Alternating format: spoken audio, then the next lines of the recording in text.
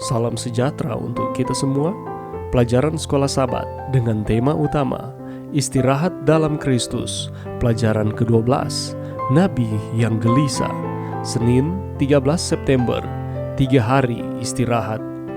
Larinya Yunus dari Allah bukannya tanpa masalah.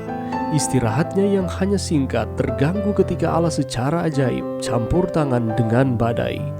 Yunus diselamatkan dari kuburan air oleh Allah yang memerintahkan seekor ikan untuk menyelamatkan Yunus. Namun, hanya ketika Yunus mendapati dirinya dalam 3 hari istirahat secara paksa di perut ikan besar itu, bahwa dia menyadari betapa sangat tergantungnya dia kepada Tuhan. Kadang-kadang kita harus dibawa ke tempat di mana kita tidak memiliki apapun yang dunia ini tawarkan, untuk bersandar, untuk menyadari bahwa Yesus adalah yang benar-benar kita butuhkan. Bacalah doa Yunus di dalam perut ikan. Apakah yang dia doakan? Meskipun dia ada di sana di dalam situasi yang sangat berbahaya, Yunus dalam doanya berdoa tentang tempat kudus. Dia akan memandang bait-Mu yang kudus. Apakah yang terjadi di sini? Bait suci membentuk titik fokus doa ini, dan itu harus menjadi titik pusat doa secara umum. Hanya ada satu tempat dalam perjanjian lama di mana Tuhan dapat ditemukan. Dia berada di tempat kudus. Tempat kudus adalah titik pusat doa dan persekutuan dengan Allah.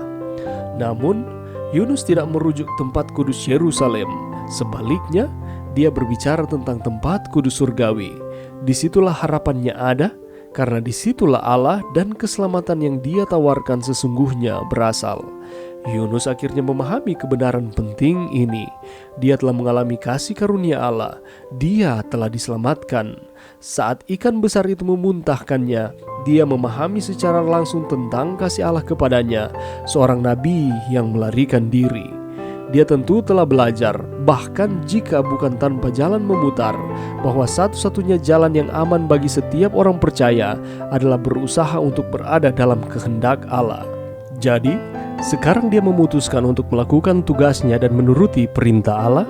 Akhirnya menuju Niniwe, tidak ada keraguan pada iman. Sementara dia menuju ke kota yang sangat jahat, yang warganya mungkin tidak suka nabi asing ini memberitahu mereka betapa jahatnya mereka. Pelajaran yang bisa kita dapatkan pada saat ini, Yunus sedang dalam perjalanannya ke Tarsis, namun Allah sedang dalam perjalanannya menuju Yunus. Sementara sang nabi melarikan diri dari panggilan Allah, Allah sedang memanggil sang nabi itu untuk kembali. Alkitab berkata, Tuhan menurunkan angin ribut ke laut, lalu terjadilah badai besar, sehingga kapal itu hampir-hampir terpukul hancur. Badai itu sedemikian ganas sehingga mengancam untuk menghancurkan kapal tersebut menjadi puing-puing. Ketika menyadari bahwa kargo dan seluruh awak kapal terancam binasa, dalam keputusasaannya, Yunus memohon mereka untuk membuangnya dari kapal. Sementara dia tenggelam di bawah gelombang, dia ditelan oleh seekor ikan besar. Alkitab berkata, maka atas penentuan Tuhan, datanglah seekor ikan besar yang menelan Yunus. Dan Yunus tinggal di dalam perut ikan itu 3 hari 3 malam lamanya. Dapatkah seseorang bertahan hidup dalam perut seekor ikan? Peribahasa Ibrani 3 hari dan 3 malam telah dengan jelas ditunjukkan baik dalam Alkitab dan sumber-sumber lain untuk mengartikan sebuah periode atau sebuah fase yang diawali pada 1 hari dan berakhir di hari setelah hari berikutnya. Ini tidak selalu berarti 3 hari dan malam penuh. Di dalam perut ikan besar itu, Yunus mampu untuk melakukan beberapa pemikiran yang serius, dan dia mulai memikirkan Tuhan. Dipenuhi dengan keputusasaan tanpa pengharapan, dia berseru kepada Allah. Dan Allah mendengarkan akan setiap seruan doanya melalui serentetan kesulitan dan jaminan yang luar biasa.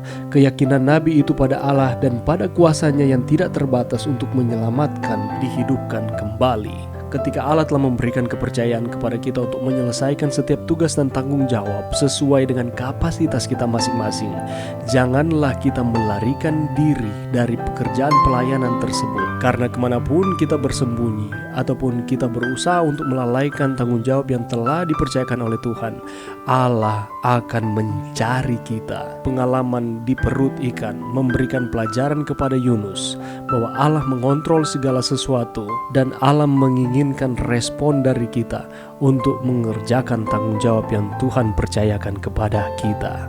Kerjakan dengan penuh tanggung jawab segala pelayanan yang Tuhan percayakan kepada kita, bukan oleh karena kekuatan kita, tetapi oleh karena Allah yang memampukan kita. Mari berdoa. Terima kasih Tuhan atas firman-Mu pada saat ini. Biarlah Tuhan akan terus bersama-sama dengan kami, memberikan kekuatan kepada kami untuk kami dapat menerima setiap tanggung jawab yang Tuhan percayakan kepada kami. Dan kami akan melayani Tuhan dengan penuh kerendahan hati. Ini doa kami di dalam nama Yesus. Amin.